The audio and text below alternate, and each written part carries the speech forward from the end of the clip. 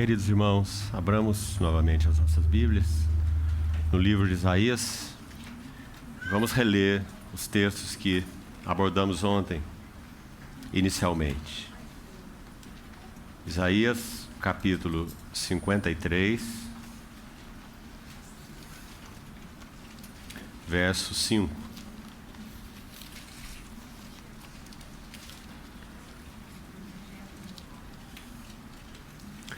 Mas ele foi traspassado pelas nossas transgressões e moído pelas nossas iniquidades.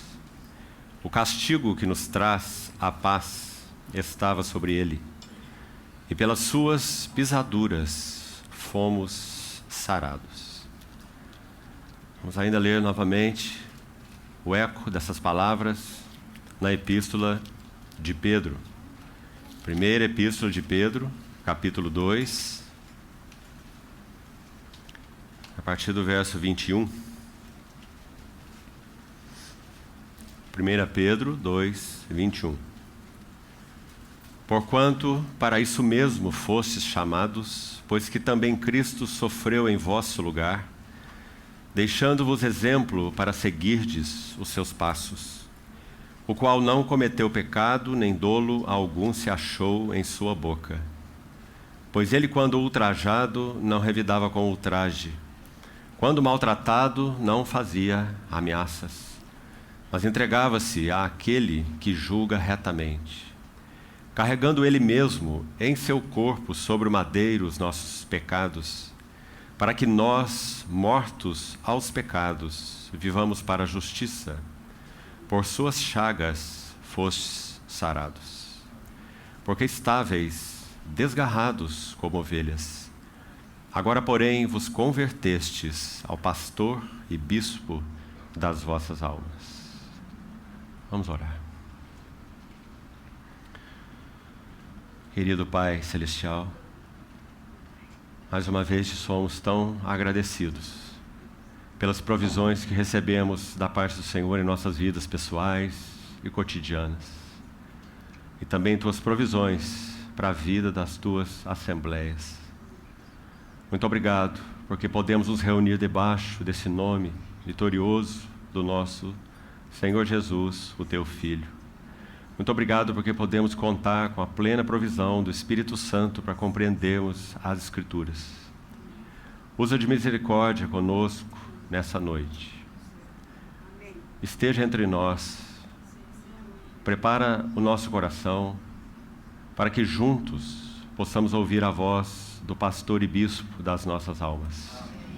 Assim nós entregamos a Ti nossas vidas e esse tempo de comunhão. Em nome do Senhor Jesus é que pedimos isso. Amém. Meus amados irmãos, ontem, quando demos o primeiro passo nesse assunto dos fundamentos da vida interior, nós iniciamos falando sobre a solitude, diferenciando de solidão.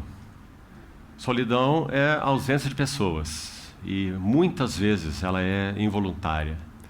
Solitude é uma busca deliberada de estar a sós com Deus.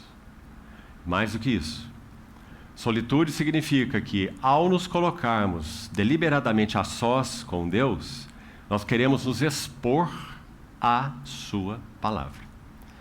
Então, ontem nós citamos diversos elementos que necessariamente serão expostos se nós praticarmos a solitude.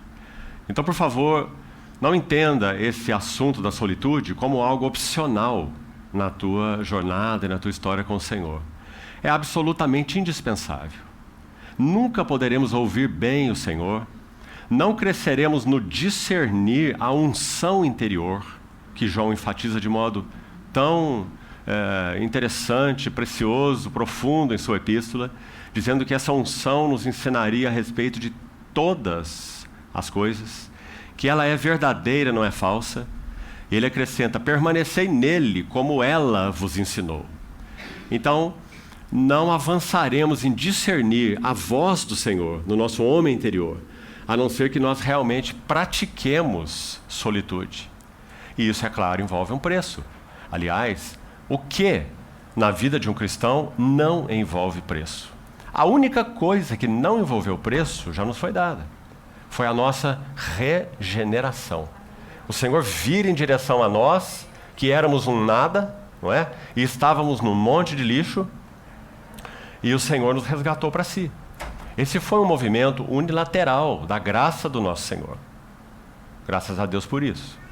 Tudo mais, a partir do novo nascimento, é um processo de cooperação e resposta àquilo que o Senhor deseja fazer em nossas vidas. O Espírito Santo é o todo-poderoso gentil. Ele nunca agirá como um rolo compressor sobre nossas vidas, passando por cima de nossas vontades, por cima de nossos pensamentos, não é? Ele sempre agirá de modo a atrair-nos, convencer-nos, conquistar-nos, ele sendo Deus como é, soberano, permitindo inclusive que passemos por experiências algumas vezes dolorosas, algumas muito dolorosas, com finalidade didática. Jó chegou a essa conclusão. Aliás, quem disse isso foi Eliú para Jó. Eliú, naquele livro, representa o Espírito Santo. Nós já estudamos esse livro juntos em uma outra ocasião. Então, Eliú disse assim a Jó, no capítulo 36, que é pela aflição que Deus abre os ouvidos dos que sofrem. Então, o desejo do Senhor não é exatamente nos livrar da aflição. O desejo do Senhor é nos livrar pela aflição, ou através da aflição. Então, nós não compreenderemos bem essas coisas. Viveremos vidas superficiais. Tocamos ontem em vários desses aspectos. Você certamente já o tem anotado aí. Se não o tem, o terá através de gravação. Não podemos retornar a isso, não é nosso encargo e não temos nem tempo.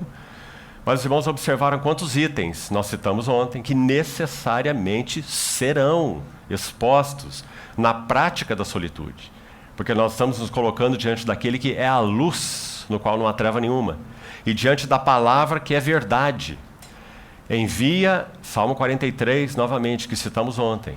Envia a tua luz e a tua verdade, para que me guiem e me levem ao teu santo monte. Qual é o segredo para nós habitarmos nesse santo monte? Nós sabemos muito bem que essa linguagem é simbólica e espiritual, né? Qual é o segredo para habitarmos permanentemente nesse santo monte? Tanto como indivíduos, quanto como congregação. É se nós estivermos realmente abertos para que o Senhor envie luz e verdade aos nossos corações, de tal forma que nos confronte. Esse foi o tema que gastamos a maior parte do tempo ontem. Solitude é um lugar de confronto.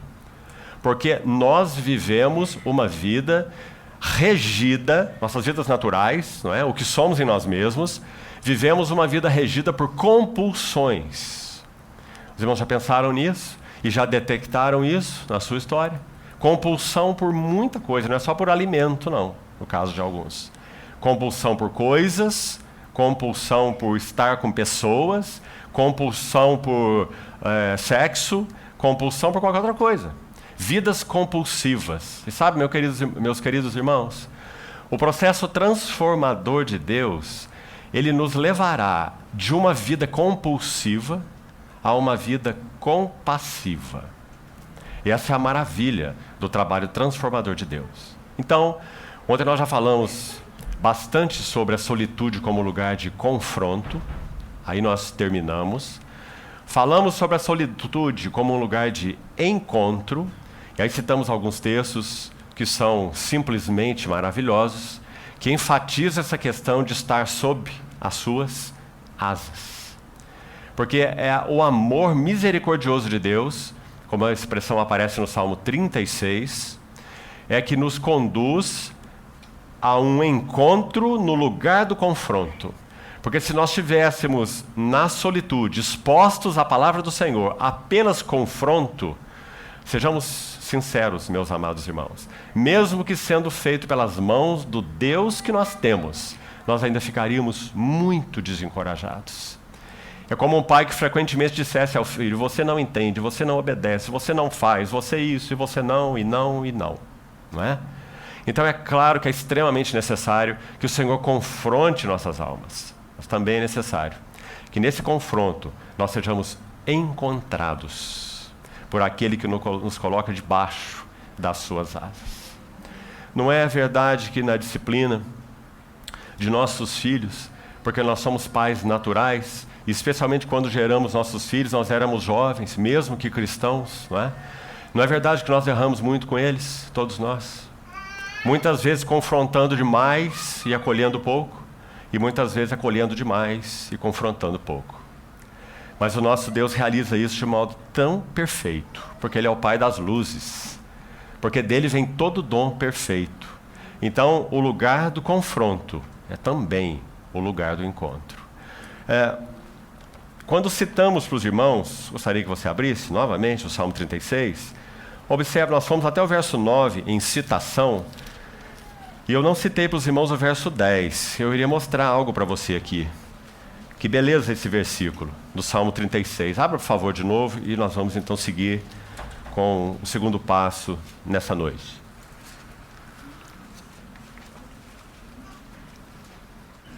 Vamos reler do verso 7. Salmo 36, 7. Como é preciosa, ó Deus, a tua benignidade, com sentido de amor misericordioso, como já explicamos. Aí diz, por isso, está vendo por isso? Por isso é que os filhos dos homens se acolhem. Ah, que palavra mais doce, não é? Acolhem, encontro, refugiam-se à sombra das tuas asas. Fartam-se, outra palavra preciosíssima aí. Nós não nos alimentamos de migalhas. Nós não somos regados por Deus com conta-gotas.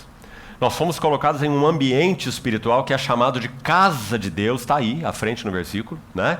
Onde nós temos sido fartos. Nós não temos tido falta do falar do Senhor aos nossos corações. Nós podemos ter falta de ouvir o que o Senhor tem falado ao nosso coração. Quem tem ouvidos, ouça o que o Espírito diz às igrejas. Então, fartam-se da abundância da tua casa, e na torrente das tuas delícias, ou no rio dos teus prazeres, lhes dás de beber. Os irmãos estão vendo onde que o Senhor nos descedenta? No rio de seus prazeres. Pois em ti está o manancial da vida, e é na tua luz que nós vemos a luz. Irmão, aqui não há lugar para introspecção. Por favor, não fique importando essas palavras que não são bíblicas e não têm respaldo na Bíblia. Elas são aí de outros contextos, né? Não quero entrar em detalhes. Autoexame, auto não sei mais o que, auto isso e auto aquilo, autoestima. Sabe por que o cristão não precisa andar atrás de uma autoestima mais equilibrada? Porque ele já teve uma alta estima com Ele, da parte de Deus. Não há como ele ser estimado mais. Colossenses 3 diz que ele é eleito de Deus, Colossenses 3,12. Revesti-vos, pois, como eleitos de Deus, santos e amados. O que mais nós precisamos? O problema é que nós ligamos essa chamada autoestima a circunstâncias ou a pessoas, né? Então, na tua luz é que vemos a luz, e não por outros mecanismos. Agora, olha a primeira palavra do verso 10. Vê como está aí na sua tradução. A versão que estou lendo diz assim: continue com a tua benignidade, que é o teu amor misericordioso, aos que te conhecem, e a tua justiça aos retos de coração. É um clamor de Davi, não é? Continue com teu amor misericordioso. Então, para concluir essa etapa da solitude, darmos o segundo passo, ela é um lugar do confronto, ela é o lugar do encontro, e ela é o lugar da transformação. Esse foi o ponto que nos restou ontem à noite, e nós vamos examiná-lo um pouquinho, brevemente, para darmos um segundo passo. Então, abra, por favor, comigo em 1 Coríntios, capítulo 9. E gostaria de mostrar algo que realmente, meus irmãos, a mim me parece muito impressionante. Nesse verso do capítulo 9, da Epístola de Paulo aos Coríntios, 1 Coríntios 9, verso 19. 1 Coríntios 9, 19.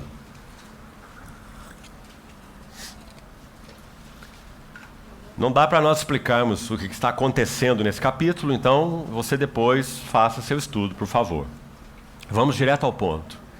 Paulo diz assim: porque, sendo eu livre de todos, todos significa todos, sejam eles judeus, sejam eles gentios, sejam eles a igreja de Deus, né? Inclusive, fiz-me escravo de todos, de gentios, de judeus, da igreja de Deus, né? A fim de ganhar o maior número possível.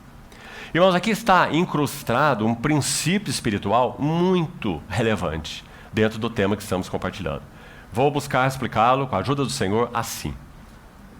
João 12, 24, o Senhor Jesus está naquela etapa tão significativa da vida do ministério dele, com Lázaro ressuscitado, com judeus crendo nele, com gregos desejando vê-lo.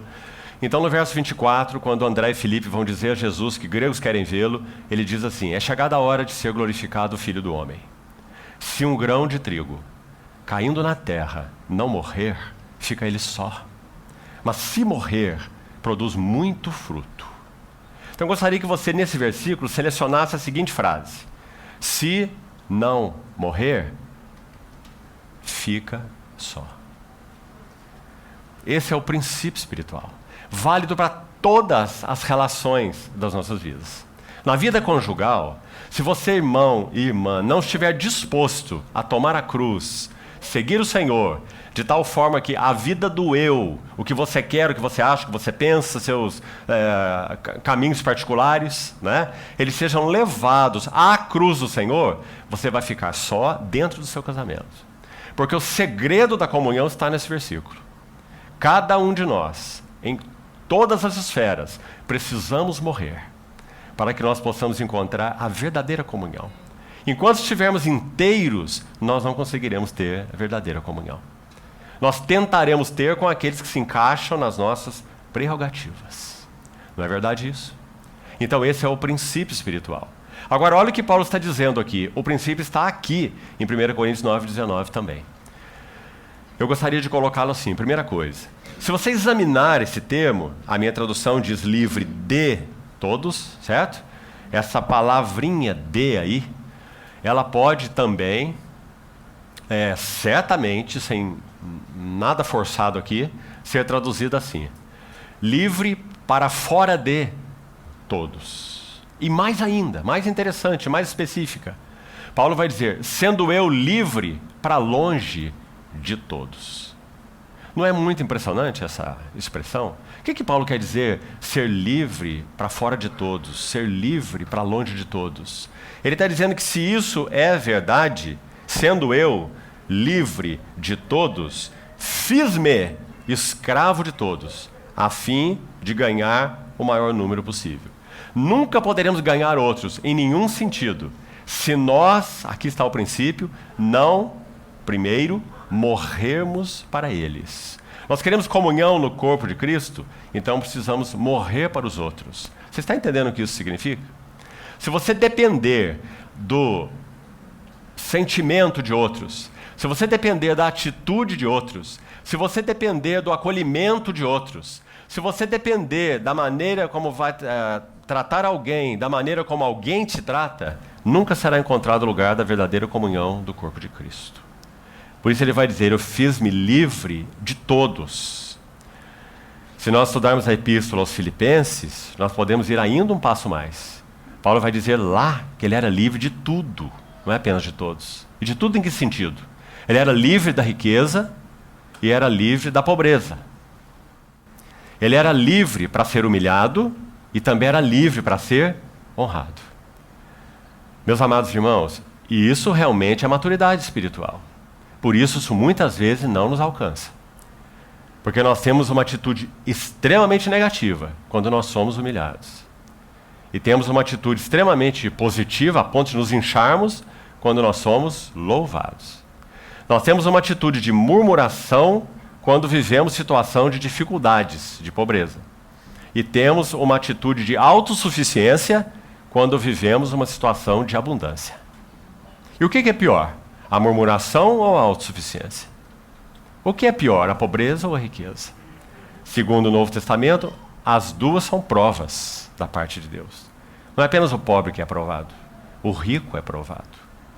Paulo escreve assim a Timóteo: exorta os ricos do presente século para que não sejam orgulhosos e nem depositem a sua esperança na instabilidade da riqueza, mas em Deus, que tudo nos proporciona para o nosso aprazimento. Que coisa maravilhosa, não é? Então, fiz-me livre de todos. Se nós queremos de alguma maneira, meus amados irmãos, ser úteis para os nossos irmãos, nós precisamos morrer para eles. Compreendeu o princípio? Porque se não morrer, fica só. Mas se morrer, produz muito fruto. Então, esse é o sentido da solitude. Confronto, encontro e transformação. Transformação em que sentido, então? Em que nós encontraremos o caminho da verdadeira liberdade. Sabe, irmãos, muitas vezes nós citamos apenas os versículos bíblicos, né? Se o Filho vos libertar, verdadeiramente serei livre. Conhecereis a verdade nos libertará, né? Foste chamados à liberdade, não vos sujeitais de novo a jugo de escravidão. Mas aí basta a pessoa nos olhar de lado que nós vamos ver que nós somos escravos, não somos livres. Você compreende? Escravos. Escravos de aceitação, escravos de ser bem quisto, de ser bem acolhido, de ser bem isso, de ser bem aquilo, não é? Escravidão. Nunca podemos ser úteis a outros dessa maneira.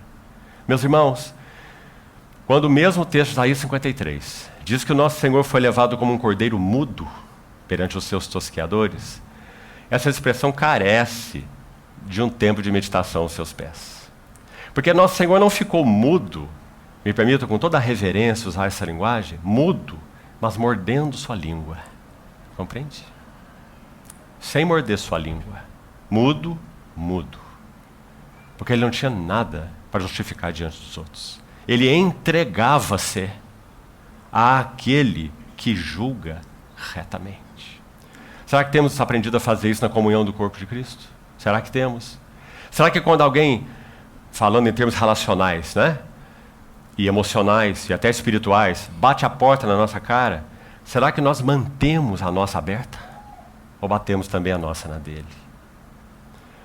Quando tocarmos no segundo aspecto hoje, se o Senhor permitir, quando estivermos concluindo, nós vamos ver, queridos irmãos e irmãs, o quanto é importante que nós mantenhamos espaços abertos nos nossos relacionamentos, para que o bom pastor possa tomar sua vara, seu cajado, seu óleo e passear no meio de nós.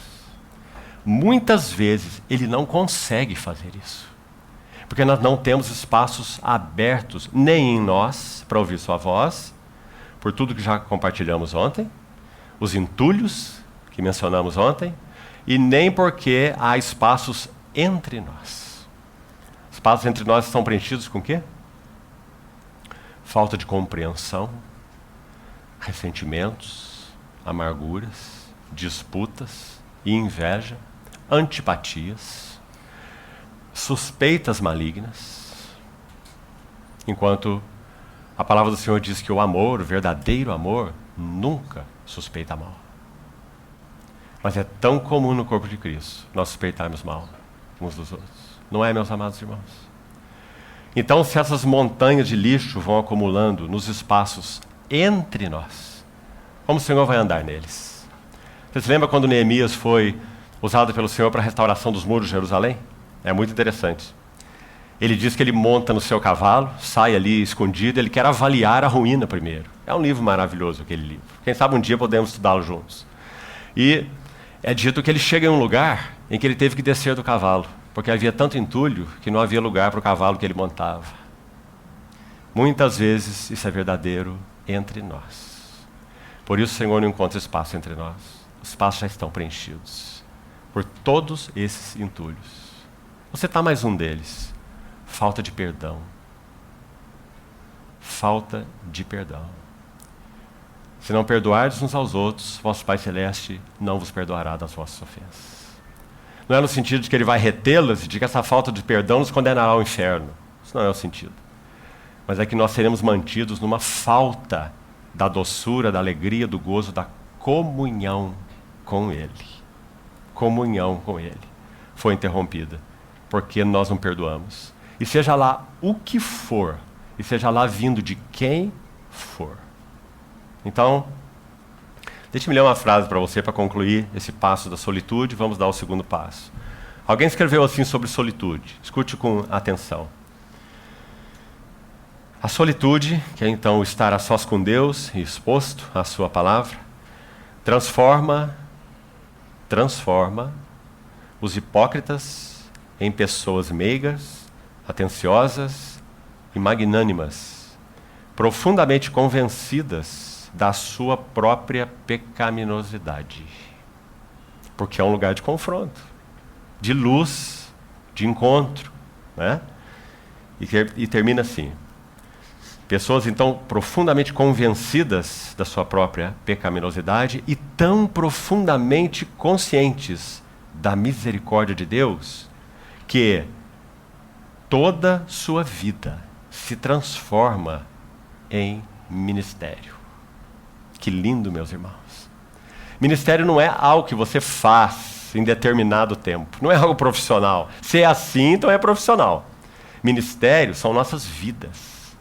Quando nossas vidas são transformadas de vidas compulsivas. E por favor, querido irmão, seja corajoso. Vá para o seu quarto secreto e pergunte ao Senhor: quais são as compulsões de minha vida? E Ele vai te responder, porque Ele é fiel.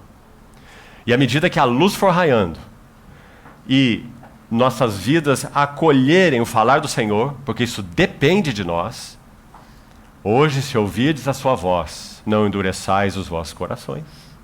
Então, se acolhemos a sua voz, graças ao Senhor, nós seremos transformados, sim, de uma vida, de um serviço compulsivos, para uma vida e serviços compassivos. Aí você estuda o Evangelho de Marcos, por exemplo. Que evangelho? O evangelho do serviço, do ministério, do servo.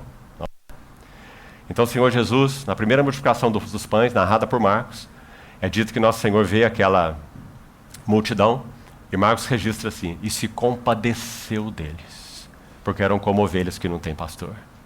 Quando da segunda multiplicação dos pães, não apenas Marcos narra, mas o Senhor fala. Ele fala assim para os seus discípulos: tenho compaixão desta gente, porque há 3 dias estão comigo e ainda nada comeram.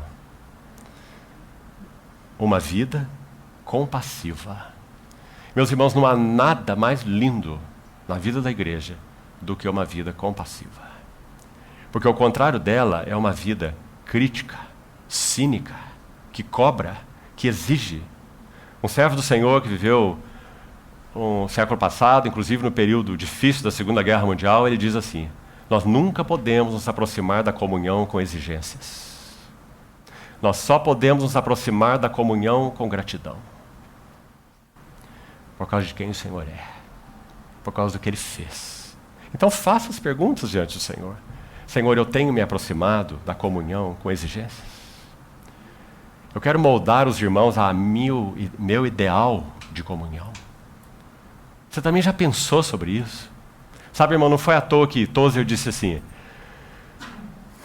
o cristianismo de hoje se parece com crianças agitadas, correndo, apressadas pelos corredores do reino, sem saber o real valor de nada. Ele não estava sendo duro, ele estava sendo realista. E se ele estivesse vivo hoje, ele teria que buscar uma maneira de falar algo pior. Porque nós estamos em estado pior. Correndo, apressados pelos corredores do reino. Porque graças ao Senhor, nós somos seu reino. Né?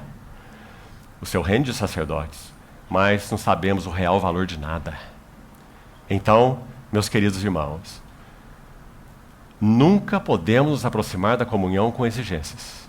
Cada um de nós tem, infelizmente, um ideal de comunhão. Para que nós pudéssemos viver lá onde nós nos reunimos, o melhor da comunhão tinha que ser assim, tinha que ser assim, tinha que ser assim, tinha que ser assim.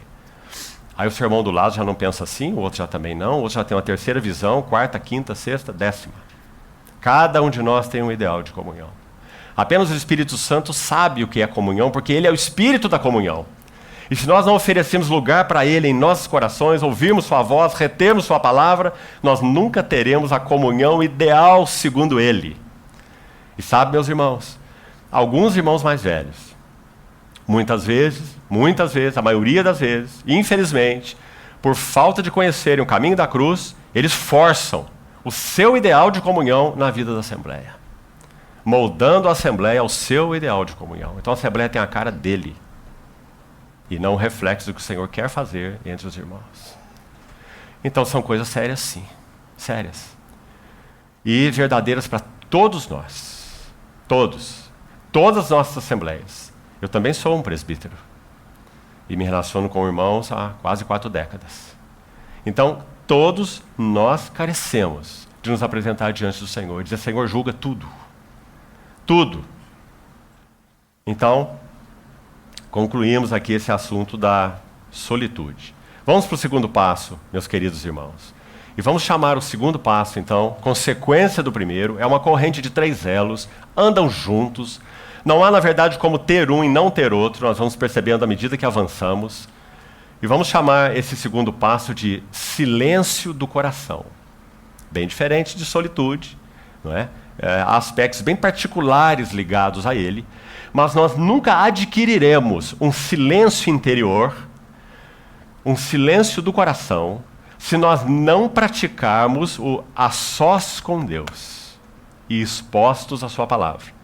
Então, nos 3 passos que nós vamos dar, embora seja uma corrente de 3 elos, você não pode fazer assim e começar pela ponta do fim. Você tem que começar pela ponta do começo. Primeiro, solitude.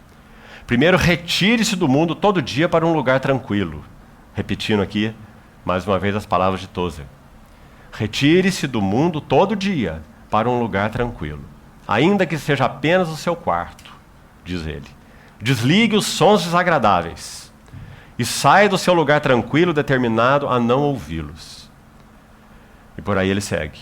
Pratique a sinceridade da criança, a humildade. Ore pedindo olhos simples. Leia menos, mas leia mais aquilo que é importante para a sua vida interior. Quantas lições preciosas esse irmão nos ajuda nesse aspecto do cultivo da vida interior.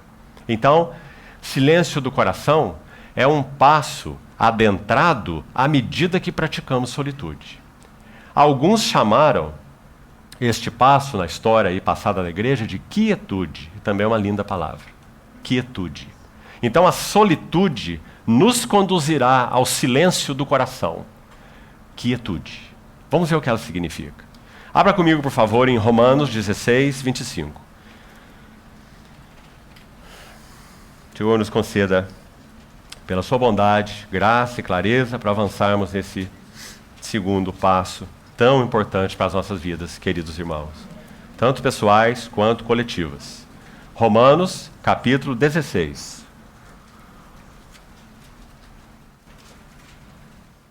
Escute esse versículo. 25. Romanos 16, 25. Ora, há aquele que é poderoso para vos confirmar, segundo o meu evangelho, e a pregação de Jesus Cristo, conforme a revelação do mistério, guardado em silêncio nos tempos eternos. Ou seja, o Evangelho de Deus é o Verbo de Deus encarnado. Não é? O Evangelho de Deus é a palavra de Deus, o Verbo vivo, o Logos de Deus encarnado. Ele é o Evangelho. A palavra de Deus, baseado nesse versículo, então, podemos dizer: a palavra de Deus se manifestou a partir do silêncio eterno de Deus. Por favor, amado irmão, gostaria que você registrasse isso aí, porque esse é um princípio espiritual. À medida que avançamos, creio, com a ajuda do Senhor, vai se tornando mais claro. Qualquer palavra que parta de nossas bocas, que não provenha de silêncio interior, elas não têm valor para edificação, para transmitir Cristo e para edificar a igreja. É claro que nós usamos palavras para informação, é óbvio, nós nos comunicamos, não é? Você pode pegar o carro e buscar a criança na escola hoje, não é? Você se comunicou com a sua esposa, não é? Mas isso não edificou nada. Isso é uma comunhão necessária, não é? Qualquer palavra que não provenha de um silêncio interior, ela não tem poder de edificar o corpo de Cristo. Esse princípio está embutido nesse verso de uma maneira muito linda. Quando que Deus falou? Deus falou quando o verbo se fez carne. Ele falou muitas vezes de muitas maneiras. Hebreus 1, aos pais pelos profetas, né? Mas aquele falar era parcial, era um falar fragmentado, não era um falar final, definitivo, não é? Hebreus 1 vai dizer, mas nesses últimos dias ele nos falou no Filho, a quem constituiu o herdeiro de todas as coisas, né? Então, esse é o falar de Deus, o falar definitivo, completo, final. E esse falar de Deus proveio do silêncio eterno de Deus. Enquanto ele falava daquelas maneiras fragmentárias no Velho Testamento, ele na verdade estava em silêncio quanto ao seu mistério eterno. Sua palavra eterna, o Senhor Jesus, né? Por isso, a Epístola de Pedro, 1 Pedro capítulo 1, verso 10, até o verso 12, vai dizer que quando os profetas profetizavam, eles indagavam a respeito da salvação a vós outros destinada, e eles inquiriam a Deus quais eram as circunstâncias e a ocasião oportuna indicada pelo Espírito de Cristo que nele estava, porque eles estavam dando de antemão testemunho dos sofrimentos referentes a Cristo e das glórias que lhe seguiriam. Porque eles não entendiam o que eles estavam profetizando, não é? Porque aquilo era fragmentário, parcial. Mas então, quando o verbo se faz carne, esse é o falar definitivo de Deus. De onde ele proveio? Do silêncio eterno de Deus. Irmãos, é dessa palavra, proveniente do silêncio, que nós queremos ser testemunhas. Então, siga comigo, por favor. Vamos ao Salmo 131 e vamos entender o que significa quietude, ou silêncio do coração. Graças a Deus por esse segundo passo. Graças a Deus que a solitude, o expor-se a sós com o Senhor, junto com o Senhor e a sua palavra, nos conduzirá a essa quietude de coração. Quietude inabalável, quietude diante de perturbações, quietude diante de provações, perseguições, aflições, privações, perdas, seja o que for. Salmo 131, com certeza um dos mais lindos salmos de Davi, e impressionantemente tem apenas 3 versículos. Salmo 131. Senhor, não é soberbo, altivo, autossuficiente, autoconfiante. Não é soberbo meu coração, nem altivo meu olhar. Não ando à procura de grandes coisas e nem de coisas maravilhosas demais para mim. Pelo contrário, eu fiz. Está vendo, irmão? Ele não diz o Senhor fez, ele diz eu fiz. Eu fiz calar e sossegar a minha alma. Como a criança desmamada se aquieta nos braços de sua mãe. A tradução literal dessa última frase diz assim: como uma criança que já não precisa mais do leite de sua mãe. E lembro que aqui, certa vez usei uma figura para os irmãos. As mães são uma figura muito interessante. Elas acham que o bebezinho as conhece mesmo, não é? Então, quando a mãe sai de casa e fica doida para voltar, porque seu bebezinho está lá, né? E aí ela abre a porta e o bebezinho olha para ela, dá aquele sorriso, ela diz assim: como ele me ama. Mas ela não sabe que ele está vendo uma mamadeira de 1,60 m de altura, não é? Enorme, com muito leite. Então Davi, quando descreve esse salmo, ele está dizendo: minha alma para comigo é como uma criança que já não clama, o texto original, já não grita, não clama pelo leite da sua mãe. E se ela já não clama pelo leite da sua mãe, o que é que ela encontrou na sua mãe? Um lugar de aconchego, não é? De refúgio, de acolhimento. Que coisa mais linda, irmãos. Então, ele segue assim: como essa criança, essa que já não mama, essa que já não vê a mãe assim, e não é uma figura nossa? Quando nós cremos no Senhor por sua graça, nós também olhávamos para o nosso Pai Celestial como uma grande mamadeira. O que é que o Senhor vai me dar agora? O que é que o Senhor vai me dar depois? O Senhor me dá isso, me dá aquilo, abre essa porta, fecha a outra, não é? E assim e nisso se resumem nossas orações. tantas vezes.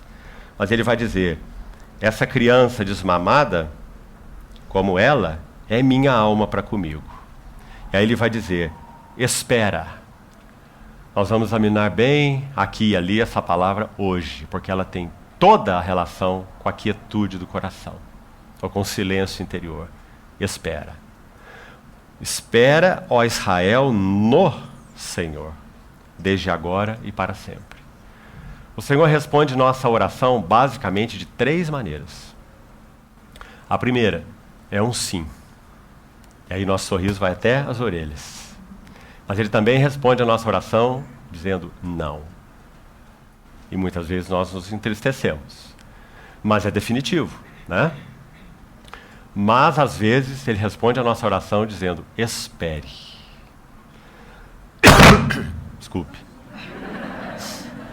É para acordar, alguns estão dormindo. E essa resposta, espere, é a que gera mais inquietação no nosso coração. Não é verdade? O sim é um sim. O não é um não, pelo menos por aquele momento, ou pelo menos para aquela coisa, né? Mas eu espere. Você coloca uma criança para viajar no seu carro e leva para a praia, não é? Aí você diz, nós vamos para a praia. Viu? Você tem a paciência, vai demorar um pouquinho, mas nós vamos chegar. Vai demorar 5 horas daqui lá. Passa 5 minutos, já chegamos? Mais 5 minutos, já chegamos? Mais 5 minutos, quando vamos chegar? Não é? Porque nós não aceitamos o espera. E o Senhor então usa a espera para produzir silêncio do coração. Quietude interior. Espera, Israel, no Senhor. Agora, vamos entrar nesse assunto da quietude. E eu queria destacar para os irmãos, esse vai ser o nosso encargo central para hoje, 6 considerações sobre o significado da quietude. O significado e o valor da quietude. Então vamos passo a passo. E que o Senhor nos ajude a levarmos isso para o nosso quarto secreto, queridos irmãos, para que tenha valor real para a nossa vida pessoal, para a nossa vida como assembleia. Primeira coisa, não confundamos o silêncio do coração com o silêncio da boca. Porque o silêncio do coração é muito mais importante do que o silêncio da boca. Ou seja, nós podemos ter o silêncio da boca, mas não ter o silêncio do coração. E podemos e devemos ter o silêncio do coração com o silêncio da boca quando necessário, mas também com o falar da boca a partir do silêncio do coração, quando também necessário. Compreendeu?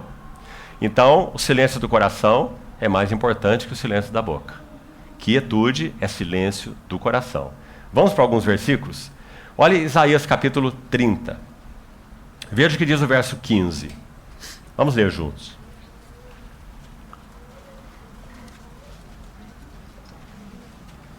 Isaías 30, 15 e 16.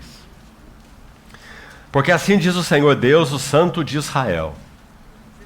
Olha que maravilha. Em vos converterdes e em sossegardes está a vossa salvação. Na tranquilidade e na confiança, a vossa força. Está vendo, irmão? Força. Na tranquilidade e na confiança, a vossa força. Mas não o quisestes. Antes dizeis, não. Sobre cavalos fugiremos. E há um aspecto da simbologia, digamos assim, ligada a cavalos, essa que eu vou citar aqui, diferentemente do Apocalipse, por exemplo. Então, coloca o Apocalipse de lado, porque aí é outra simbologia relacionada a cavalos. Mas no Velho Testamento, basicamente todo cavalo significa força e poder natural. Energia da carne. Uns confiam em carros, outros em cavalos. Mas nós gloriaremos o Senhor nosso Deus. Salomão ensoberbeceu seu coração e confiou nos cavalos, além de outras coisas. Então, nós dizemos, ou antes dizeis, não, sobre cavalos fugiremos. Eles estão dizendo, não, não precisa. Nossa força está no nosso próprio braço. Eu vou fazer valer. Eu vou empurrar essa porta. Eu vou fazer virar, como se usa na linguagem aí empresarial tão comum, né? E o verso 16 termina. e sobre cavalos ligeiros cavalgaremos.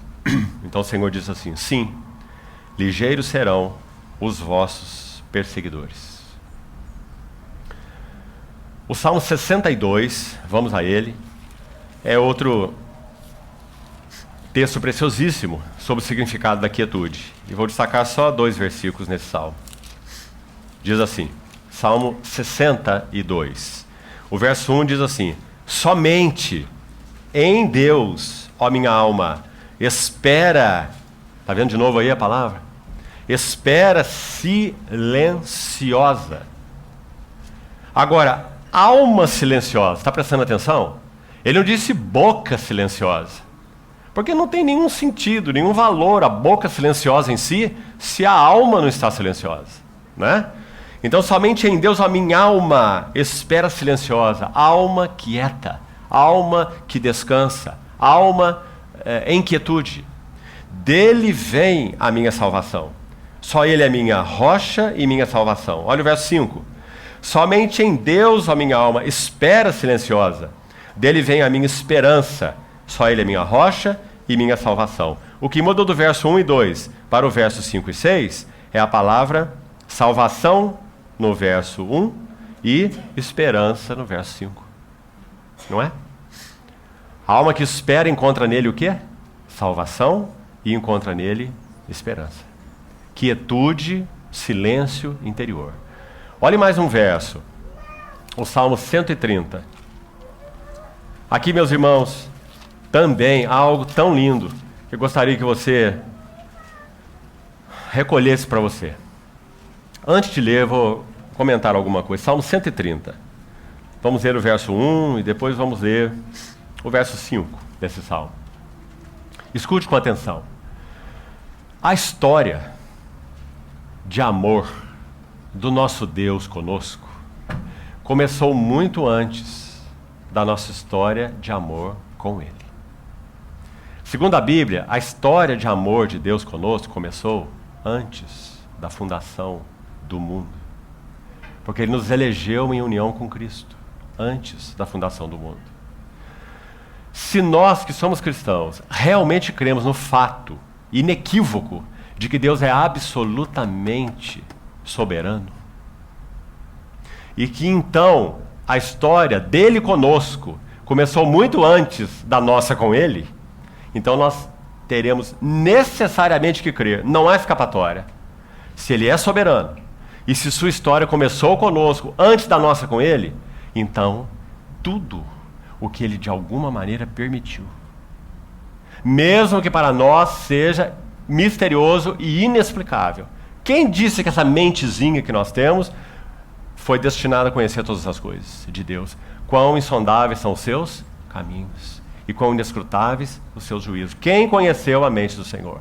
Então tudo que ele permitiu que na nossa história, antes que nós pudéssemos ir a ele, conhecê-lo, sermos atraídos a ele por sua graça, ele permitiu que tudo o que aconteceu conosco, abrindo abismos e feridas, fosse para que, quando houvesse o nosso encontro pessoal com ele, ele preenchesse cada um dos abismos com a sua maravilhosa graça. De modo que na vida cristã não é o médico que cura, na vida cristã é o ferido que cura. Bendito seja o Senhor por isso. Paulo em Romanos vai dizer assim: onde abundou o pecado? Em sua vida abundou, irmão? Que tipo de aflições, sofrimentos, abusos, explorações você sofreu? E quando você foi encontrado pelo Senhor, você fez as perguntas? Senhor, mas por quê? Senhor, mas por quê? Sabe qual é a resposta? Onde abundou o pecado, superabundou a graça. Louvado seja o nome do nosso Senhor. Então, meus amados irmãos, por que estamos dizendo isso? Sabe como o Salmo 130 começa? Se você abriu aí, das profundezas clamo a ti, Senhor. Nenhum de nós clama, nem clamará ao Senhor, baseado no que somos. O que nós somos? Não é? O que nós temos? Cada um de nós clamará ao nosso Deus e Pai das suas profundezas. E esse é o valor da solitude. Esse é o valor de expormos-nos à palavra de Deus no quarto secreto. Esse é o valor da quietude do coração. Esse é o valor da história secreta com o Senhor. Sabe, meus irmãos, um iceberg, ele mostra um sétimo, talvez um oitavo do que ele é. Os outros 6 sétimos ou 7 oitavos estão encobertos debaixo do nível da água. Se nossas vidas cristãs não forem vividas assim, elas não têm consistência. Se tudo que o Senhor nos dá é público para todos, realmente nossa vida não tem consistência. A imensa parte de nossa história com o Senhor é secreta. É aquilo que Ele nos falou, é aquilo que Ele nos ensinou, é aquela correção que Ele aplicou, é aquela revelação que Ele deu, é aquela mão que Ele colocou naquele momento, naquela hora, naquela história, naquela circunstância. Isso vai escrever num livro. Malaquias, de uma maneira tão linda, no capítulo 3, ele vai dizer assim: então os que temiam ao Senhor falavam uns aos outros. No meio de tanta corrupção, sacerdotes promíscuos, desviados, um culto horrível, né? Detestável aos olhos do Senhor, última trombeta, Malaquias. Ele vai dizer assim: então, no meio desse desastre, oh irmãos, quanto isso é verdadeiro hoje. Os que temiam ao Senhor falavam uns aos outros, porque conheciam seu nome, o amavam, viviam dele, viviam para ele, realmente. Por quê? Porque o texto vai dizer: e o Senhor atentava e ouvia. Quanto àquele culto que era oferecido, ele apenas via e detestava. Culto hipócrita, promíscuo. Mas quando esse povo falava, o texto original hebraico diz, ele se debruçava para observar com atenção, ouvir com atenção. Ele atentava e ouvia, mas não só isso. E havia um memorial escrito diante dele. Para os que temem o Senhor e andam com Ele. E ele continua assim: eles serão para mim um particular tesouro naquele dia que eu prepararei. Que dia é esse? Leia Malaquias. É o dia da vinda do nosso Senhor. É o dia que Ele vier julgar entre o justo e o injusto, o perverso e o santo. Está lá em Malaquias 3. Então eles serão para mim um tesouro particular naquele dia que eu prepararei. Então vereis outra vez a diferença entre o que serve a Deus e o que não serve. Que coisa, irmão. Você não tem um desejo imenso no seu coração de estar entre esse povo. Você não tem um desejo que nada distraia você, seja o que for. Como nós falamos ontem, eu queria repetir hoje. Se você quer conduzir, especialmente os pais jovens aqui, seus filhos para o Senhor, não viva para os seus filhos. Viva para o Senhor. De tal modo que eles vejam em você quem é o Senhor. O gozo do Senhor, a alegria do Senhor, o prazer que você tem no Senhor. E eles andarão atrás do prazer. Porque nossas almas foram criadas para andar atrás do prazer. A Confissão de Westminster, o primeiro artigo, claro que foi baseada na palavra, claro, ela diz assim: o fim, o propósito principal do homem é glorificar a Deus e gozá-lo. Gozá-lo para sempre. Fomos criados para o prazer. O nosso problema é que nós buscamos fontes de prazer em outras coisas e não em Deus. Então, se nossos filhos não virem prazer em Deus em nós, não tem mais nada para eles verem em nós. Podem ver um pai dedicado, um pai honesto, um pai bom cidadão, um pai cumpridor de deveres, não é? Sim, se for isso tudo, que bom. Mas não terão impacto espiritual. Porque não viram gozo, não viram alegria. Pior isso se torna, claro, no contexto cristão. Porque a impressão que se dá é que Deus é um fardo. É que os irmãos são como quase que um mal necessário. Né? Então, meus amados irmãos, todo o nosso clamor diante do nosso Deus, ele parte de profundezas. Esses são os verdadeiros clamores. Porque é aí que nós estamos. Profundezas da corrupção de nossos corações, profundezas dos desejos egoístas, profundeza da malignidade de nosso coração. Um servo do Senhor do passado disse assim, orando: minhas orações ó meu Deus, fluem daquilo que eu não sou. E estou certo que as tuas respostas me fazem ser o que eu sou. Nunca nossas orações vão fluir do que nós somos. Elas vão fluir do que nós não somos. Por isso, das profundezas, clamo a ti. Então o verso 5 vai dizer assim: aguardo o Senhor, a minha alma o aguarda. Olha que expressão mais linda.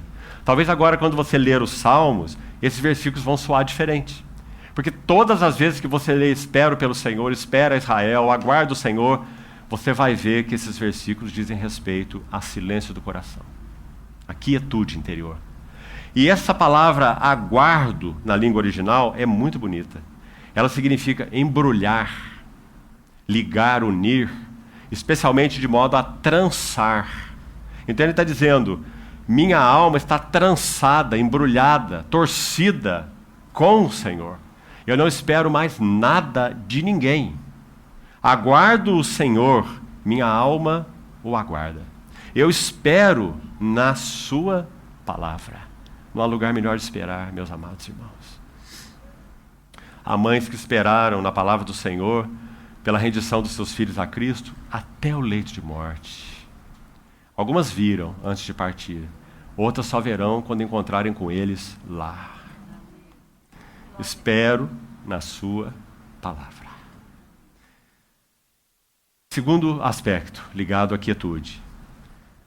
Podemos dizer que a quietude, o silêncio do coração, é como trazer a solitude do quarto secreto para a vida e o serviço diários, os desafios diários. Nenhum serviço que nos envolvamos terá valor se ele não provém de quietude do coração. Então, um verso mais sobre isso. Apenas um para seguirmos. Isaías 32. Isaías 32. Vamos ver os versos 17 e mais alguns. Isaías 32, 17. O efeito da justiça será paz, e o fruto da justiça, repouso e segurança para sempre. O meu povo habitará em moradas de paz, em moradas bem seguras e em lugares quietos e tranquilos. Não é lindo?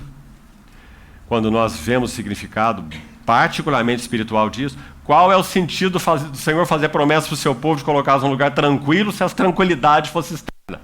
Há lugar mais tranquilo do que o deserto? O que os irmãos acham? O Senhor colocou o seu povo no deserto e nós vimos a tragédia do que aconteceu lá. Para expor o que estava no seu coração, como diz Deuteronômio 6. E o Senhor expôs, Deuteronômio 8, o Senhor expôs o que estava no coração deles, não é? Mas o que eles fizeram com isso? Nada. Eles murmuraram contra o Senhor, se rebelaram contra o Senhor, se rebelaram contra Moisés, não é? Então, é claro que o escopo desse versículo não é literal, não é natural, é espiritual. Efeito da justiça, fruto da justiça. A justiça que foi cumprida com toda a sua plenitude na cruz do Calvário. O que ela nos trouxe? Paz. O que ela abriu para nós? Um lugar de descanso, de sossego, de quietude, de tranquilidade. Será que temos realmente vivido vidas de silêncio do coração? Não atingiremos, a não ser que pratiquemos solitude, a sós com Deus e expostos à vida e luz da sua palavra. E então o verso 19 conclui assim: ainda que haja saraivada, caia o bosque. O bosque já caiu em tua história algumas vezes? E qual foi a reação, a resposta? Desespero, dor, angústia, depressão? Ou debaixo das suas asas eu canto jubiloso? E finalmente ele diz: e seja a cidade inteiramente abatida. Então, a quietude traz, digamos assim, a solitude para o lugar do serviço e da vida diárias. Terceiro aspecto dos 6 que vamos citar. Essa quietude do coração, ela sempre é gerada pela palavra de Deus. Irmãos, a palavra de Deus é a realizadora de tudo em nossas vidas. Absolutamente tudo, desde a regeneração. Pedro vai escrever, mais uma vez Pedro, no seu epístola, 1 Pedro 1, ele vai dizer, fostes regenerados, não de semente corruptível, mas de incorruptível, mediante a palavra de Deus, que vive e é permanente. A palavra de Deus é viva, a palavra de Deus é criativa, a palavra de Deus é fecunda, não é?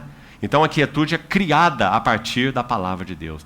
Nós carecemos desesperadamente, nesses dias que vivemos como cristianismo, que haja irmãos e irmãs que amem a palavra do Senhor.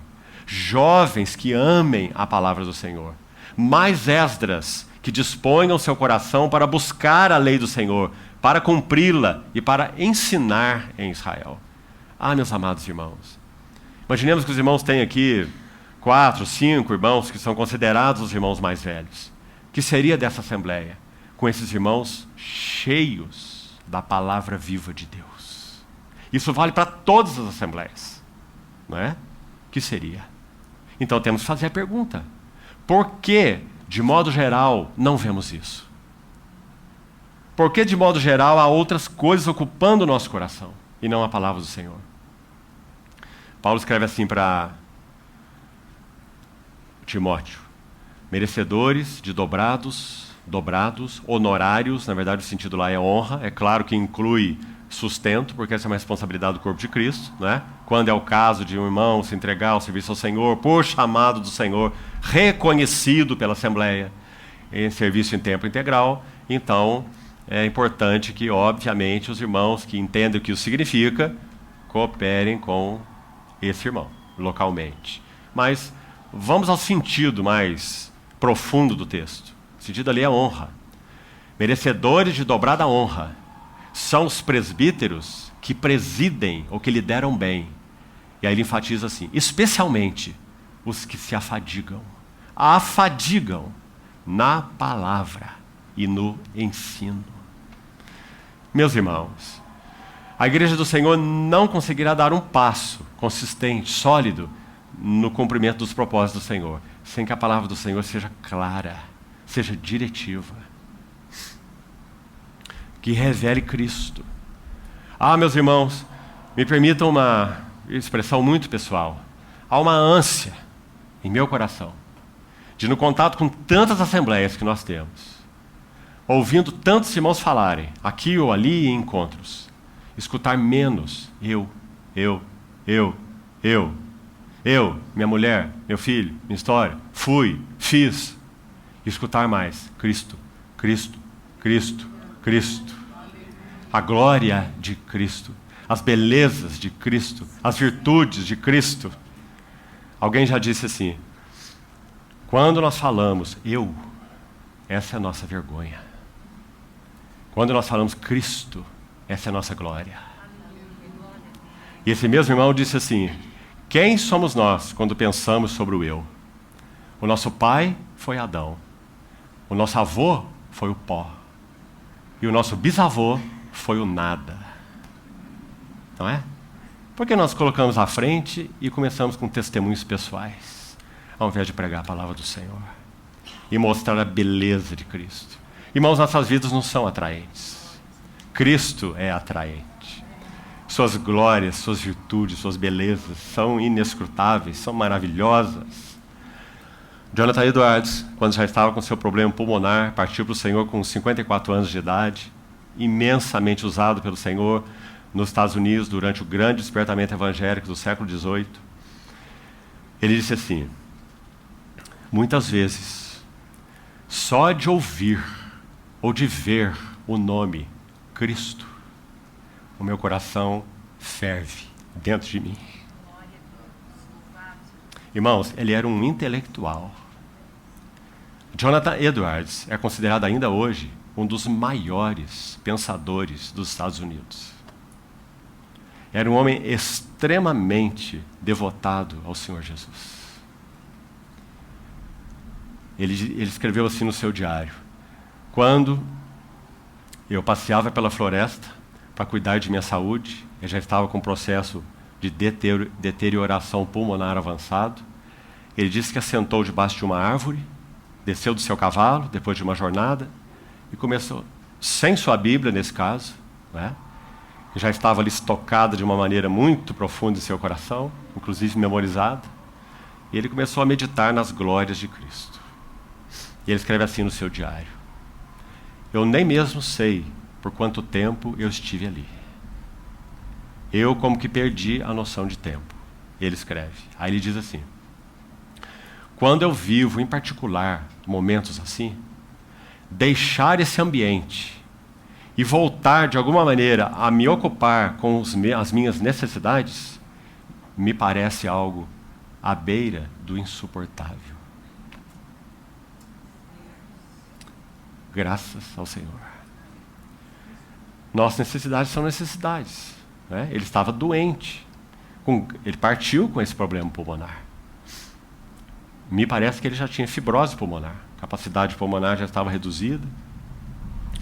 E olha o que ele escreve: deixar esse ambiente e ter que pensar nas minhas próprias necessidades me parece à beira do insuportável.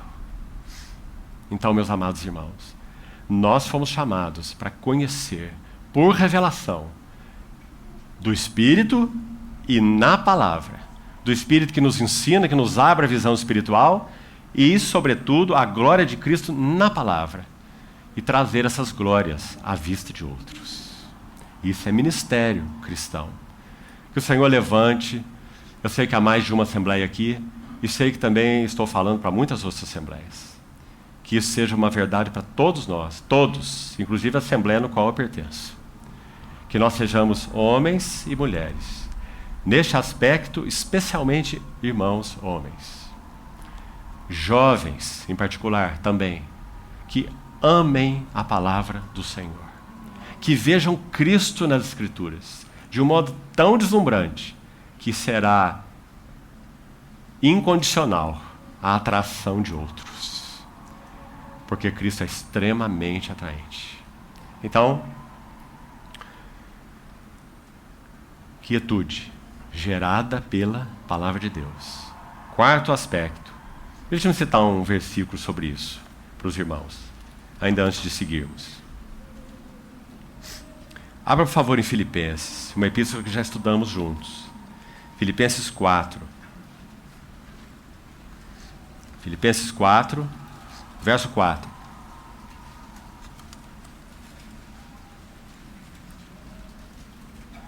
Filipenses 4, 4.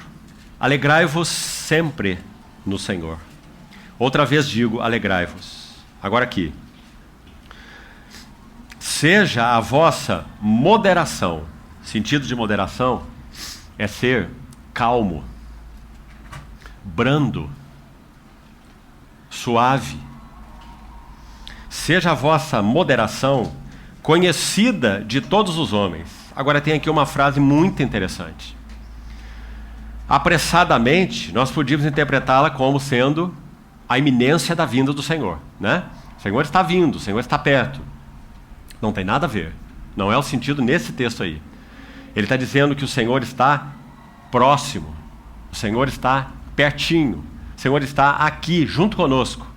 Perto está o Senhor. Aí ele vai dizer, então, não andeis ansiosos de coisa alguma. Depois ele vai falar sobre a paz de Deus. É mais do que a paz com Deus. Romanos 5 diz que justificados, pois, pela fé, nós temos paz com Deus. Essa é uma paz em Cristo que nos trouxe reconciliação com. Aí não é essa paz. Aí é uma paz além da justificação, da paz com Deus. É a paz de Deus. Nós podemos ter paz com Deus, mas não estarmos vivendo na paz de Deus. Então ele vai dizer a paz de Deus que excede o entendimento. Graças ao Senhor, meus amados irmãos. Basicamente todos nós aqui já passamos por situações em que experimentamos que a paz de Deus excede entendimento, porque se dependesse do entendimento, nós estaríamos perdidos, confusos, oprimidos, não é? Mas é a paz de Deus que excede entendimento, porque coração é mais do que entendimento. Quarto aspecto.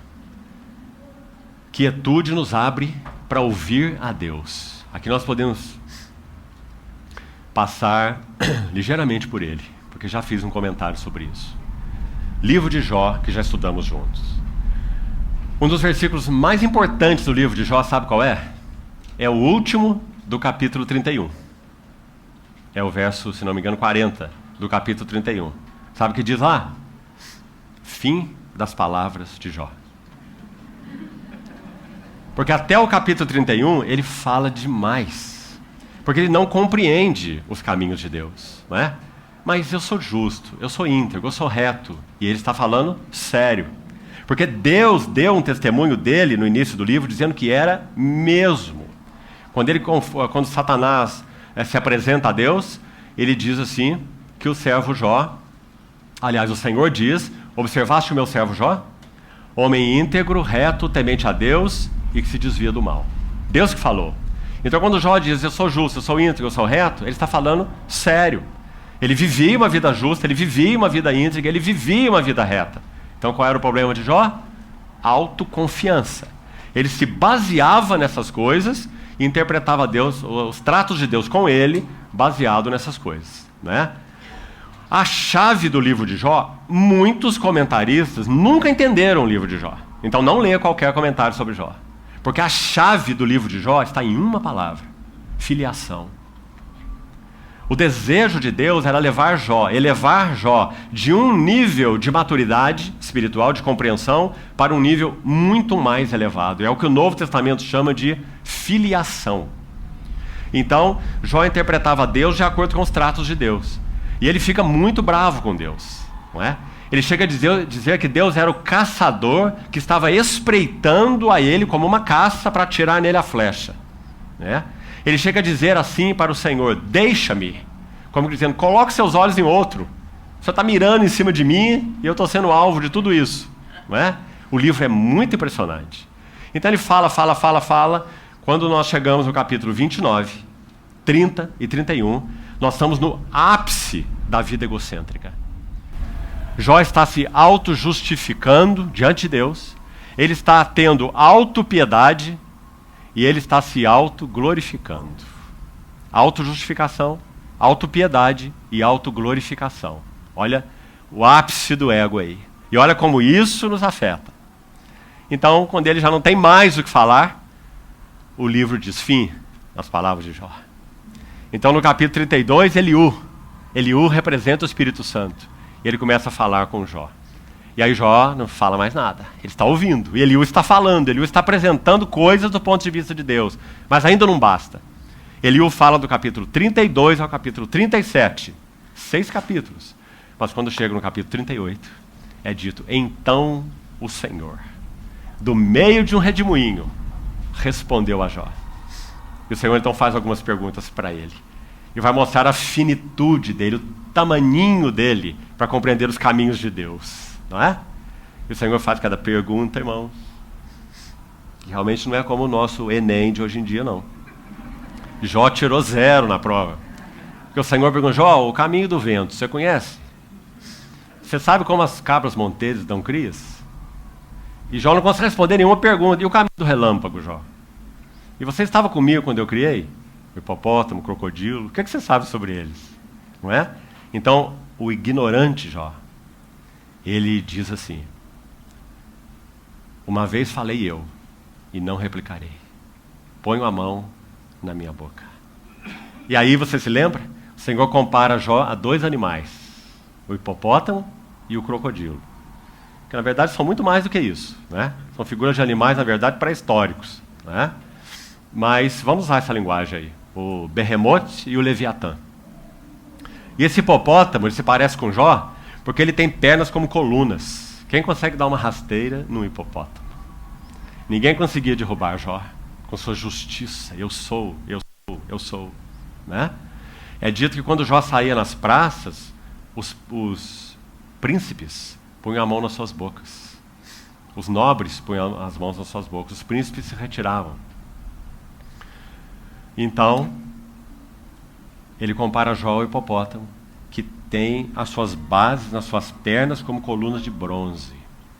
E depois compara Jó com o crocodilo, ou Leviatã. Ali parece mais um dragão, aquela figura que é descrita ali, né? E é muito lindo. Já estudamos juntos. Ele vai falar da carcaça do crocodilo e diz assim: ele tem escamas, dupla carcaça, dobradas. E ninguém pode colocar o anzol no seu nariz, porque ele é uma fera, não é? Então ele está comparando Jó com isso, dizendo: ninguém pode te capturar, porque você é o justo, você é o íntegro, você é o reto, não é? Mas então o Senhor, através do que ele fez na vida de Jó, ele meteu o anzol no nariz de Jó, no Leviatã. E assim ele quer fazer conosco. Carcaça dobrada ali significa: Jó, você tem uma couraça que nada pode penetrar. Inquebrantável. Será que nós também não somos assim? O Senhor usa situação, situação, situação e situação. Nós, como uma vara verde, nós até envergamos, mas não quebramos. Não é? Mas tudo, meus amados irmãos, que é colocado nas mãos do Senhor, Ele quebra. Porque se Ele não quebrar, não pode ser alimento para outros. Então, ao final, você sabe o que Ele diz, não é? Que coisa mais linda no capítulo 42. Eu te conhecia. Sim, eu te conhecia, mas só de ouvir falar. Mas agora os meus olhos te veem. E eu me arrependo. Agora sim, irmãos. Agora não eu sou justo, eu sou reto, eu sou íntegro. Mas eu me arrependo no pó e na cinza. Não é maravilhoso? E ele diz assim: eu me abomino. Eu me arrependo e me abomino no pó e na cinza. A palavra abominação, como é usada na Bíblia, sempre, viu? Não há exceção. Ela sempre está ligada à adoração de ídolos. Inclusive, há um verso que diz: os ídolos são abominação. Né? Então, esse termo abominação se refere à idolatria. Então, o que Jó, na verdade, está dizendo é: eu era um idólatra. Meu Deus, na verdade, era eu mesmo. Ele vivia olhando para dentro de si o quanto ele era bom, o quanto ele era justo, o quanto ele era íntegro, o quanto ele era reto, e ele merecia que Deus o tratasse assim, e não como um qualquer, porque ele não era um qualquer. Era assim que ele pensava. Então, quando ele compreende isso e se abomina no pó e na cinza, o Senhor pede que ele ore pelos seus amigos. Porque se Jó falou bobagem, os seus amigos pioraram mais a situação. Né? 3 amigos falando asneiras. Então o Senhor diz assim: ore por eles. Então Jó orava pelos seus amigos, e enquanto Jó orava por eles, o Senhor restaurou a sorte de Jó. Na verdade, o termo diz: mudou o cativeiro de Jó. Jó era cativo de si mesmo, mas agora ele é cativo do Senhor, de quem o Senhor é. Então, meus irmãos, quietude nos faz ouvir a Deus. Por que Jó não conseguia ouvir a Deus? Porque a sua alma se desesperou em inquietude. Não havia silêncio do coração. Quinto elemento: a quietude é morada da palavra. Para citar um exemplo, sem necessidade de delongar sobre ele, pense comigo. João 8, uma mulher adúltera, pega em flagrante adultério e levada a Jesus. A lei de Moisés, proveniente da boca do próprio Deus, dizia que ela tinha que ser apedrejada. Não é assim? Então o Senhor estava agora num aperto tremendo, porque eles pegaram a mulher num flagrante adultério, levaram o Senhor e diz: a lei diz isso. Agora, o que o Senhor vai fazer? Né? A lei é santa ou não é santa? A lei é um oráculo de Deus ou não é um oráculo de Deus? Você vai obedecê-la ou você não vai obedecê-la? Então você lembra o que o Senhor faz? É dito que ele se abaixa e começa a escrever com o dedo na terra. Nós não sabemos o que ele escreveu. Mas você se lembra daquele dedo no livro de Daniel? Lembra? A escritura na parede durante o reinado de Belsazar? Lembra uma das coisas, uma das palavras que aquele dedo escreveu? Você se lembra? Pesado fostes na balança e achado em falta. Pesado fostes na balança e achado em falta. E nosso Senhor escrevia na areia com o dedo: quietude, silêncio do coração. Então ele se levanta, o mestre dos mestres, e diz o quê? Quem não tem pecado, então execute-a. Não é que ela não pecou, não é que ela não devesse, então, pela lei de Deus, ser apedrejada. A questão é: quem vai apedrejá-la? Onde há santidade? Para isso. Onde há integridade e pureza de coração capaz de julgá-la. Então você lembra que eles foram se retirando, né? E é muito interessante o texto que diz que os velhos saíram primeiro. Porque quanto mais tempo se vive, mais culpa na consciência se tem. Então os velhos se retiraram primeiro, depois os mais novos, e no final todos. Então ele olha para aquela mulher. Sabe, meus irmãos, há uma incapacidade total em qualquer ser humano, seja ele cristão ou não cristão, de representar Jesus. Vamos pensar num filme, numa escultura, num retrato, numa imagem. Ninguém, pelo fato de nós todos sermos por natureza pecadores, podemos representar alguém que é absolutamente santo. Seus olhares, seus gestos, o tom da sua voz. Então esses filmes aí, Jesus de Nazaré, como tem tantos, que tristeza. É uma incapacidade de representar o Cordeiro de Deus, o Santo de Deus, não é? Então é dito no relato que ele então olha para aquela mulher. Que olhar será que foi esse? Que tipo de olhar? E ele diz assim: ninguém te condenou, nem eu te condeno. Por que ele diz nem eu te condeno? Porque toda a condenação que estava sobre ela não era inocente, mas toda a condenação que estava sobre ela seria assumida por ele. Nem eu te condeno, vá e não peques mais. Então, quietude, silêncio do coração é morada da palavra. Meus irmãos, quantas vezes nós nos precipitamos com palavras? Pense no seu relacionamento conjugal. Quantas vezes? Quantas vezes ferimos? Porque as palavras não foram provenientes de quietude. Pelo contrário, de corações inquietos, preocupados, ansiosos, cheios de medo, de insegurança. Não é? Alguém escreveu assim, escute, e veja o quanto isso é verdadeiro para nós. Muitas vezes, as palavras que falamos nos deixam com a sensação de derrota interior. Chegam a criar a sensação de entorpecimento e o sentimento de estarmos atolados em um terreno pantanoso.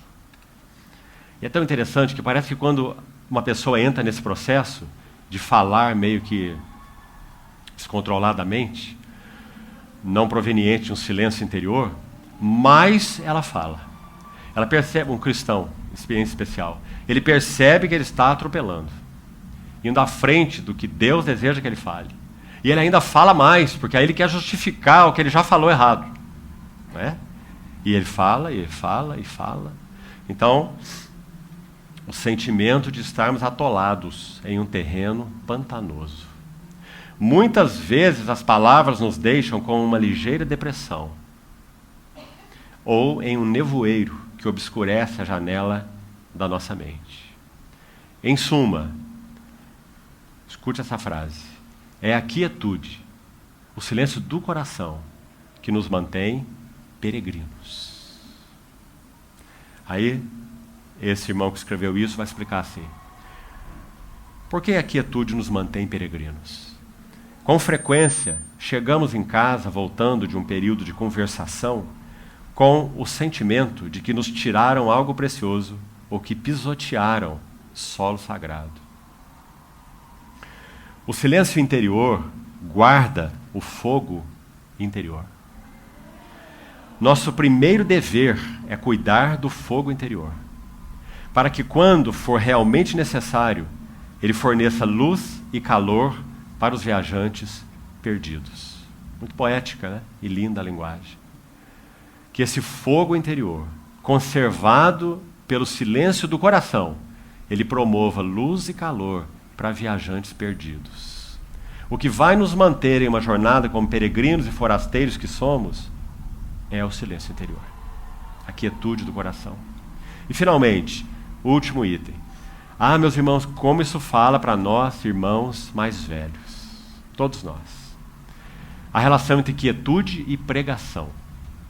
Então a primeira coisa que eu queria enfatizar aqui: a palavra mais penetrante, a palavra mais poderosa, quando pregada, é aquela que produz silêncio interior nos ouvintes. Não é aquela que necessariamente leva todos a levantarem a mão e gritar os aleluias. Mas é a palavra que promove silêncio interior naqueles que ouvem. Pense sobre isso. Quando a palavra pregada promove silêncio interior, ela cria espaço em nós e cria espaço entre nós, para que o bom pastor, o bispo de nossas almas, tome os seus instrumentos e passeie no meio de nós, como falamos no início. Porque não há entulhos, todos que já citamos, mas os espaços estão abertos. Então, meus irmãos amados, nós precisamos retornar à pregação que revela as glórias de Cristo, ou seja, a pregação meditativa. Preocuparmos, de certa forma, e aqui me ouço com cuidado, com critério, nos preocuparmos, de certa forma, menos em instruir mentes e mais em alimentar corações com as belezas e as glórias de Cristo. Então, concluindo, outro irmão finalmente escreve assim: a pregação que nasce do silêncio do coração do pregador cria esse espaço interior no coração dos que ouvem e também o espaço entre nós, para que o bom pastor se mova e possamos ser conduzidos à presença de Deus. Vamos parar um pouquinho aqui. Será que tudo que temos ouvido de nossos queridos irmãos, mesmo queridos como são, tem nos conduzido à presença de Deus? A sermos ao mesmo tempo confrontados por Deus e alentados por Deus. Fogo produz duas coisas, não uma só. Fogo produz luz, não é? Que fala da verdade, mas também fogo produz calor, que fala do amor, acolhimento.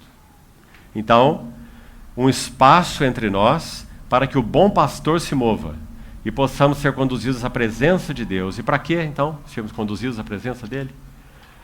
Porque só assim, meus queridos irmãos, poderemos realmente ouvir sua voz amorosa, poderemos realmente adorá-lo em espírito e em verdade.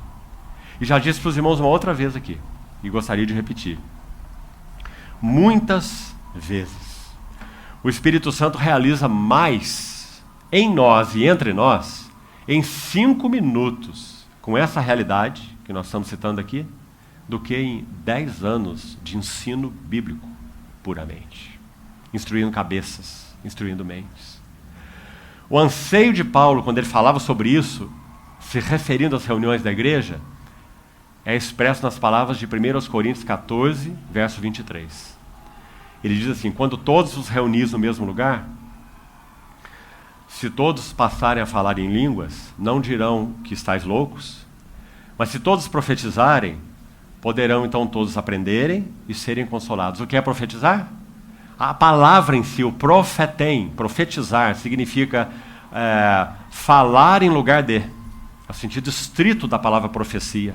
Falar em lugar de. Ou seja, aquele que está falando em lugar de Deus. É Deus que deve ser ouvido, através daquele que está falando, né? Então, se todos vós profetizardes, todos podereis aprender e ser consolados. Aí, esse texto mais à frente, do contexto que eu citei. No verso 24 e 25, ele vai dizer assim: e se entra, então, algum indouto, não instruído, ou algum incrédulo no meio de vós, ele será por todos convencido e por todos julgado. Tornam-se-lhe manifestos os segredos do coração. Meus amados irmãos, é um texto muito impressionante, porque o único capaz de manifestar segredos do coração é Deus, pelo seu Espírito Santo.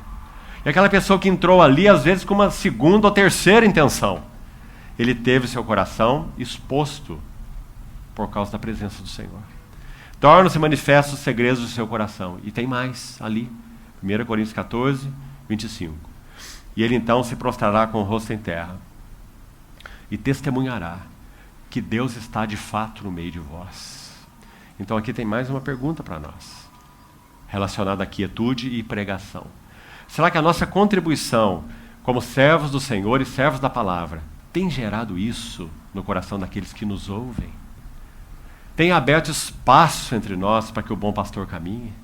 Para que ele faça o que só ele pode fazer? tomar sua vara, tomar seu cajado e ir lá nos recantos do nosso coração, contundentemente e amorosamente, convencendo, falando, testemunhando, dando os nãos necessários, corrigindo-nos, né?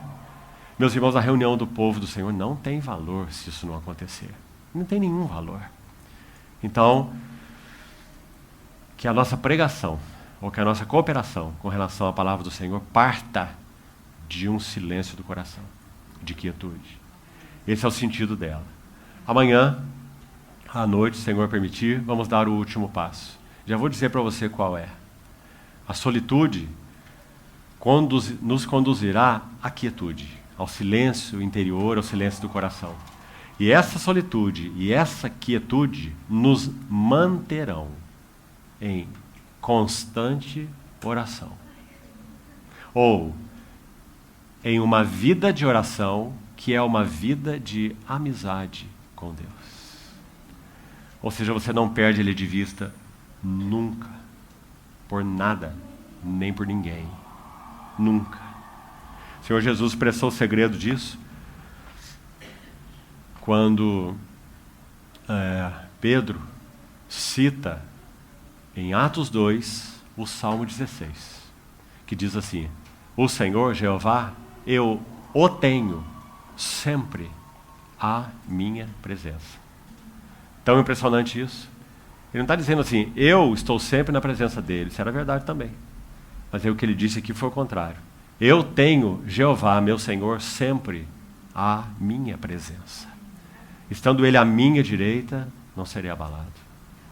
Então esse é o que a Bíblia chama de orar sem cessar. Às vezes interpretamos isso de maneira equivocada, né? Orar sem cessar é todo dia orar um pouco, né? Todo dia fazer alguma oração. Orar sem cessar significa viver no ambiente de oração. Significa que nada tem permissão de nos separar da face de Cristo. Nenhum intruso, nenhum pensamento, nenhuma ideia. Se ele vem de fora, se ele vem de dentro, ele é reconhecido, ele é julgado, ele é expurgado. Não tem lugar para ele, porque ele vai nos separar. Ele quer nos separar de nosso Senhor. Oração como uma vida de relação, de amizade com Deus. Qual o primeiro passo para ela?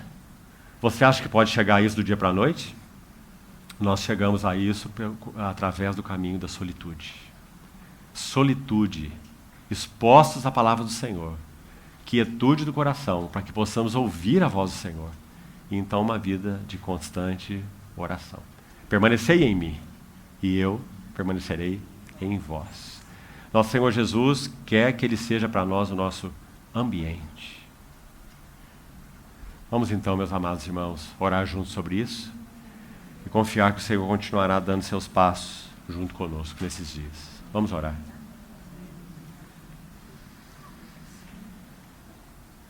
Querido Pai Celestial, te agradecemos porque esse caminho aberto está. Obrigado porque fomos chamados para uma vida no Santíssimo. E obrigado porque nada poderá nos separar do teu amor, nada poderá nos separar desse ambiente, se nós assim o desejarmos. Nós queremos realmente permanecer em Ti. Que o Senhor seja o foco de nossa atração. Te pedimos, Senhor, que o Senhor crie um ninho em nosso homem interior, para que Tuas palavras permaneçam em nós, que elas sejam fecundas, frutíferas, cheias de vida, e que o Senhor nos tome pela mão e nos guie nesse caminho da vida interior. Ajuda a seguirmos a Ti fielmente, Senhor, e examina-nos, nós te pedimos. Na Tua luz nós vemos a luz. Não queremos seguir fazendo nada que não seja proveniente do Senhor mesmo em nós. Nos tira, Senhor, do ambiente do bom senso, do pragmatismo, das conjecturas humanas. Passa nossas vidas pessoais e as Tuas assembleias pelo Teu crivo, Senhor. Nós te pedimos, muito agradecidos pelo zelo amoroso do Senhor pelo que é Teu. Louvado seja Teu bendito nome. Nele que nós oramos. Amém, Senhor.